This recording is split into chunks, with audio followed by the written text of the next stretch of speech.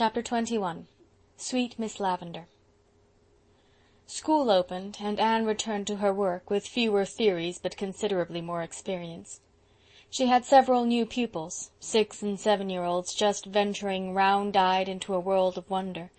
Among them were Davy and Dora. Davy sat with Milty Boulter, who had been going to school for a year, and was therefore quite a man of the world. Dora had made a compact at Sunday school the previous Sunday to sit with Lily Sloane, but Lily Sloane not coming the first day, she was temporarily assigned to Mirabel Cotton, who was 10 years old, and therefore, in Dora's eyes, one of the big girls. "I think school is great fun," Davy told Marilla when he got home that night. "You said I'd find it hard to sit still, and I did. You mostly do tell the truth, I notice. But you can wriggle your legs about under the desk, and that helps a lot. It's splendid to have so many boys to play with. I sit with Milty Boulter, and he's fine. He's longer than me, but I'm wider. It's nicer to sit in the back seats, but you can't sit there till your legs grow long enough to touch the floor. Milty drawed a picture of Anne on his slate, and it was awful ugly, and I told him if he'd made pictures of Anne like that, I'd lick him at recess. I thought first I'd draw one of him and put horns and a tail on it, but I was afraid it would hurt his feelings, and Anne says you should never hurt anyone's feelings. It seems it's dreadful to have your feelings hurt. It's better to knock a boy down than hurt his feelings if you must do something. Milty said he wasn't scared of me, but he'd just as soon call it somebody else to oblige me, so he rubbed out Anne's name and printed Barbara Shaw's under it. Milty doesn't like Barbara 'cause she calls him a sweet little boy, and once she patted him on his head. Dora said primly that she liked school, but she was very quiet, even for her. And when at twilight Marilla bade her go upstairs to bed, she hesitated and began to cry. I'm frightened," she sobbed. I don't want to go upstairs alone in the dark." "What notion have you got into your head now?" demanded Marilla. "I'm sure you've gone to bed alone all summer and never been frightened before." Dora still continued to cry, so Anne picked her up, cuddled her sympathetically, and whispered, "Tell Anne all about it, sweetheart. What are you frightened of?" Of Mirabel Cotton's uncle," sobbed Dora. "Mirabel Cotton told me all about her family today in school. Nearly everybody in her family has died, all her grandfathers and grandmothers and ever so many uncles and aunts. They have a habit of dying, Mirabel says. Mirabel's awful proud of having so many dead relations, and she told me what they all died of, and what they said, and how they looked in their coffins. And Mirabel says one of her uncles was seen walking around the house after he was buried. Her mother saw him. I don't mind the rest so much, but I can't help thinking about that uncle." Anne went upstairs with Dora, and sat by her until she fell asleep. The next day Mirabel Cotton was kept in at recess, and gently but firmly given to understand that when you were so unfortunate as to possess an uncle who persisted in walking about houses after he had been decently interred, it was not in good taste to talk about that eccentric gentleman to your deskmate of tender years. Mirabel thought this very harsh. The Cottons had not much to boast of. How was she to keep up her prestige among her schoolmates if she were forbidden to make capital out of the family ghost? September slipped by into a gold and crimson graciousness of October. One Friday evening Diana came over. "I'd a letter from Ella Kimball today, Anne, and she wants us to go over to tea tomorrow afternoon and meet her cousin, Irene Trent, from town. But we can't get one of our horses to go, for they'll all be in use tomorrow, and your pony is lame, so I suppose we can't go." "Why can't we walk?" suggested Anne. "If we go straight back through the woods, we'll strike the West Grafton road not far from the Kimball place. I was through that way last winter, and I know the road. It's no more than 4 miles, and we don't have to walk home, for Oliver Kimball will be sure to drive us. He'll be only too glad of the excuse, for he goes to see Carrie Sloane, and they say his father will hardly ever let him have a horse." It was accordingly arranged that they should walk, and the following afternoon they set out, going by way of Lover's Lane to the back of the Cuthbert farm, where they found a road leading into the heart of acres of glimmering beech and maple woods, which were all in a wondrous glow of flame and gold, lying in a great purple stillness and peace. "It's as if the year were kneeling to pray in a vast cathedral full of mellow, stained light, isn't it?" said Anne dreamily. "It doesn't seem right to hurry through it, does it? It seems irreverent, like running in a church." "We must hurry, though," said Diana, glancing at her watch. "We've left ourselves little enough time as it is." "Well, I'll walk fast, but don't ask me to talk," said Anne, quickening her pace. "I just want to drink the day's loveliness in. I feel as if she were holding it out to my lips like a cup of airy wine, and I'll take a sip at every step." Perhaps it was because she was so absorbed in drinking it in that Anne took the left turning when they came to a fork in the road. She should have taken the right, but ever afterward she counted it the most fortunate mistake of her life. They came out finally to a lonely, grassy road with nothing in sight along it but ranks of spruce saplings. "Why, where are we?" exclaimed Diana in bewilderment. "This isn't the West Grafton road." "No, it's the Base Line road in Middle Grafton," said Anne rather shamefacedly. "I must have taken the wrong turning at the fork. I don't know where we are exactly, but we must be all of 3 miles from Kimble still." "Then we can't get there by 5, for it's 4:30 now," said Diana with a despairing look at her watch. "We'll arrive after they've had their tea, and they'll have all the bother of getting ours over again." "We'd better turn back and go home," suggested Anne humbly. But Diana, after consideration, vetoed this. "No, we may as well go and spend the evening, since we have come this far." A few yards further on the girls came to a place where the road forked again. "Which of these do we take?" asked Diana dubiously. Anne shook her head. "I don't know, and we can't afford to make any more mistakes. Here is a gate and a lane leading right into the wood. There must be a house at the other side. Let us go down and inquire." "What a romantic old lane this is," said Diana as they walked along its twists and turns. It ran under patriarchal old firs whose branches met above, creating a perpetual gloom in which nothing except moss could grow. On either hand were brown wood floors, crossed here and there by fallen lances of sunlight. All was very still and remote, as if the world and the cares of the world were far away. "I feel as if we were walking through an enchanted forest," said Anne in a hushed tone. "Do you suppose we'll ever find our way back to the real world again, Diana? We shall presently come to a palace with a spellbound princess in it, I think." Around the next turn they came in sight, not indeed of a palace, but of a little house, almost as surprising as a palace would have been in this province of conventional wooden farmhouses, all as much alike in general characteristics as if they had grown from the same seed. Anne stopped short in rapture, and Diana exclaimed, "Oh, I know where we are now! That is the little stone house where Miss Lavender Lewis lives. Echo Lodge, she calls it, I think. I've often heard of it, but I've never seen it before. Isn't it a romantic spot?" "It's the sweetest, prettiest place I ever saw or imagined," said Anne delightedly. "It looks like a bit out of a storybook or a dream." The house was a low-eaved structure built of undressed blocks of Red Island sandstone, with a little peaked roof out of which peered 2 dormer windows with quaint wooden hoods over them, and 2 great chimneys. The whole house was covered with a luxuriant growth of ivy, finding easy foothold on the rough stonework and turned by autumn frosts to most beautiful bronze and wine-red tints. Before the house was an oblong garden, into which the lane gate where the girls were standing opened. The house bounded it on one side. On the 3 others it was enclosed by an old stone dyke, so overgrown with moss and grass and ferns that it looked like a high green bank. On the right and left the tall, dark spruces spread their palm-like branches over it, but below it was a little meadow, green with clover aftermath, sloping down to the blue loop of the Grafton River. No other house or clearing was in sight, nothing but hills and valleys covered with feathery young firs. "I wonder what sort of a person Miss Lewis is," speculated Diana as they opened the gate into the garden. "They say she is very peculiar." "She'll be interesting then," said Anne decidedly. "Peculiar people are always that at least, whatever else they are or are not. Didn't I tell you we would come to an enchanted palace? I knew the elves hadn't woven magic over that lane for nothing."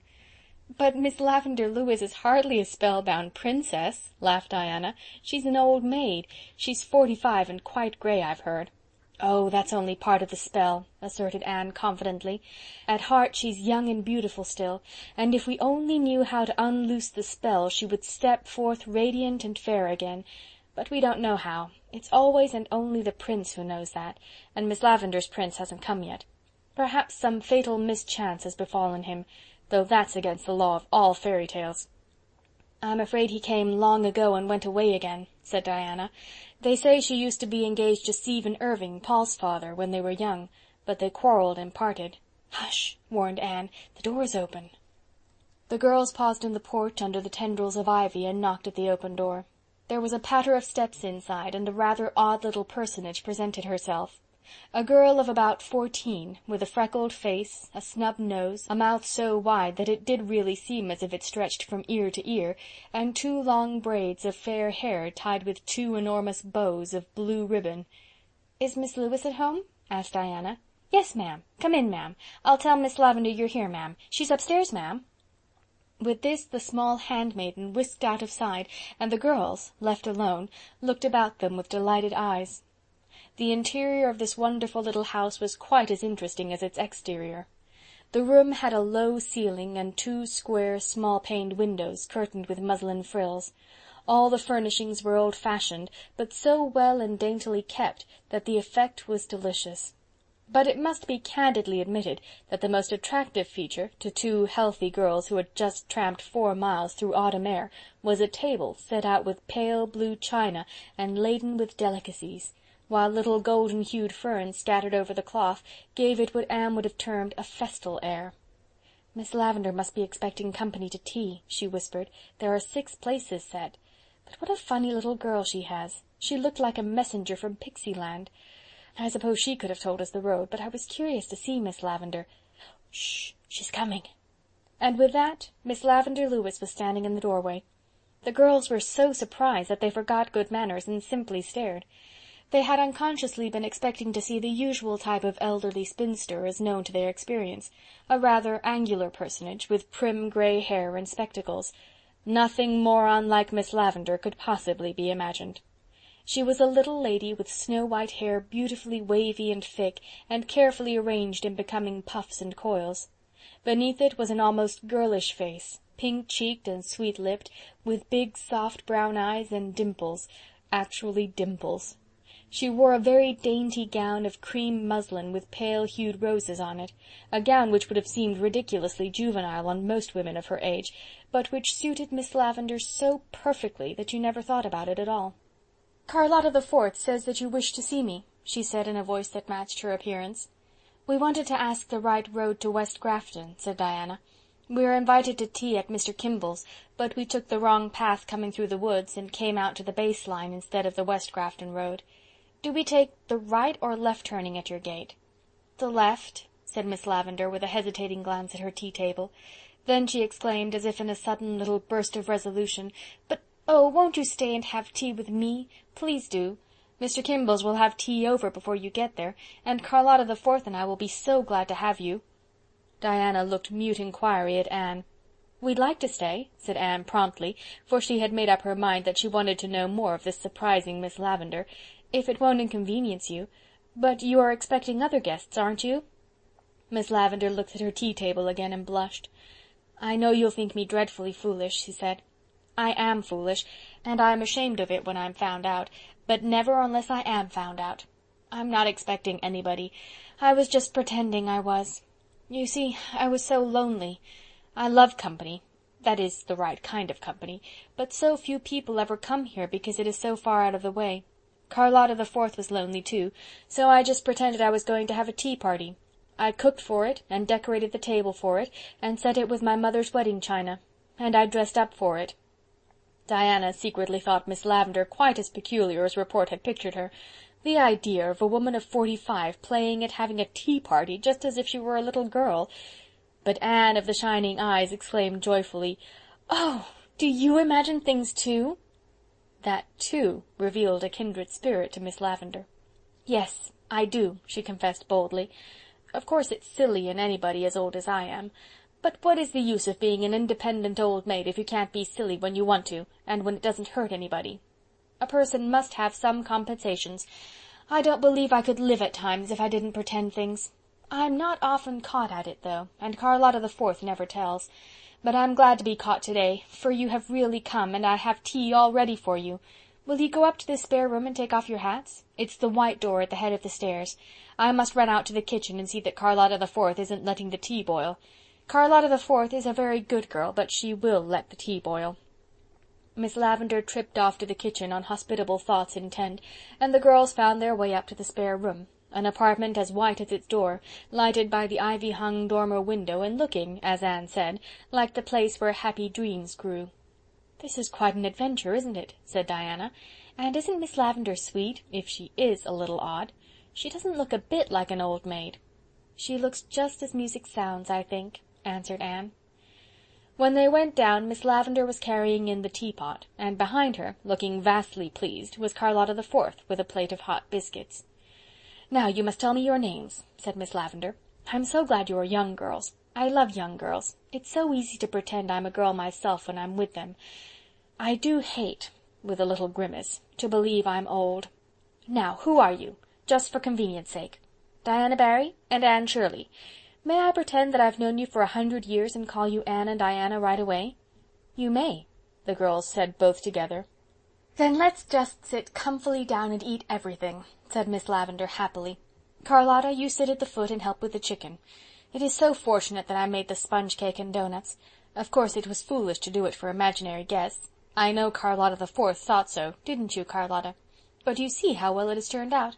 Of course they wouldn't have been wasted, for Charlotta the Fourth and I could have eaten them through time, but sponge cake is not a thing that improves with time."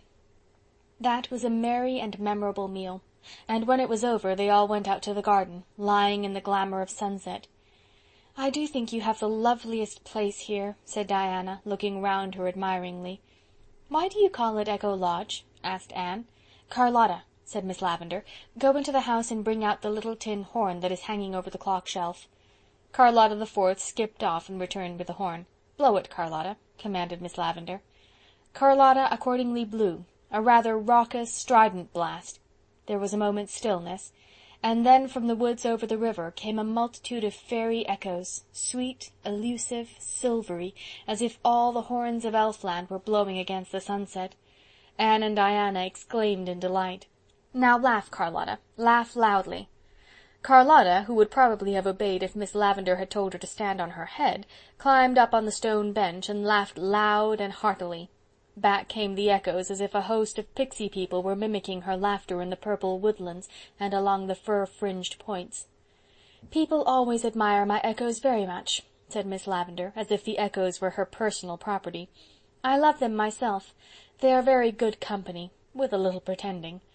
On calm evenings Charlotta the Fourth and I often sit out here and amuse ourselves with them. Charlotta, take back the horn and hang it carefully in its place." "Why do you call her Charlotta the Fourth?" asked Diana, who was bursting with curiosity on this point. "Just to keep her from getting mixed up with other Charlottas in my thoughts," said Miss Lavender seriously. "They all look so much alike there's no telling them apart. Her name isn't really Charlotta at all.